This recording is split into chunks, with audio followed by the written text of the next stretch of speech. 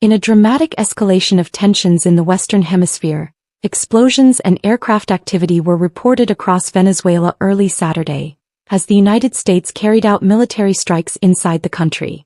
A move that U.S. officials say resulted in the capture of Venezuelan President Nicolas Maduro and his wife. Shortly after 2 a.m. local time (VT), on January 3, at least 7 explosions were heard in the capital city of Caracas, and residents reported low-flying aircraft and power outages in several districts.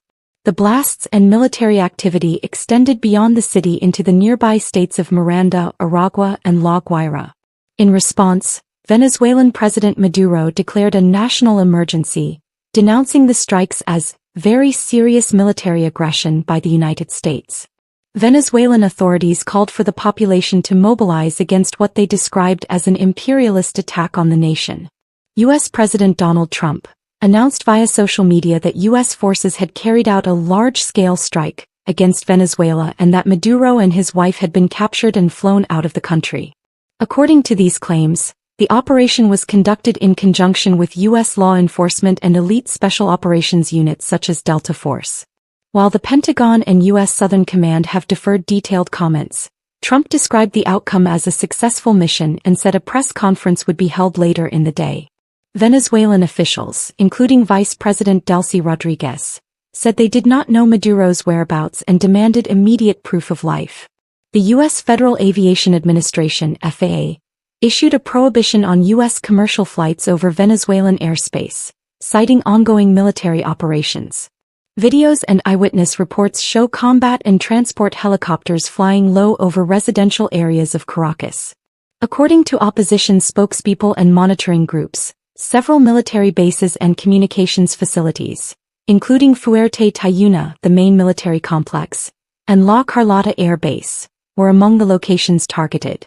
In Caracas, the Venezuelan government called on citizens and social forces to take to the streets and defend national sovereignty, pledging that the country's armed forces had been deployed following what they described as the worst aggression in Venezuelan history. Regional leaders reacted with alarm. Colombia's president called for an emergency United Nations Security Council meeting, and other Latin American governments condemned the strikes as acts of military aggression that risk destabilizing the region. The latest military action follows months of rising tensions between Washington and Caracas.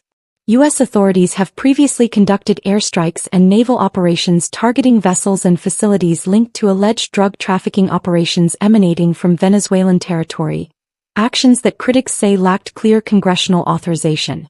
In recent weeks, Trump-approved U.S. troop and naval deployments in the Caribbean region had been increasing pressure on the Maduro government, which the United States has long accused of corruption, drug trafficking, and authoritarian rule. This situation remains fluid and evolving. Independent verification of Maduro's reported capture, the precise scale of U.S. military involvement, and the full international response is ongoing. World leaders, international bodies, and military analysts are expected to comment as more information becomes available throughout the day.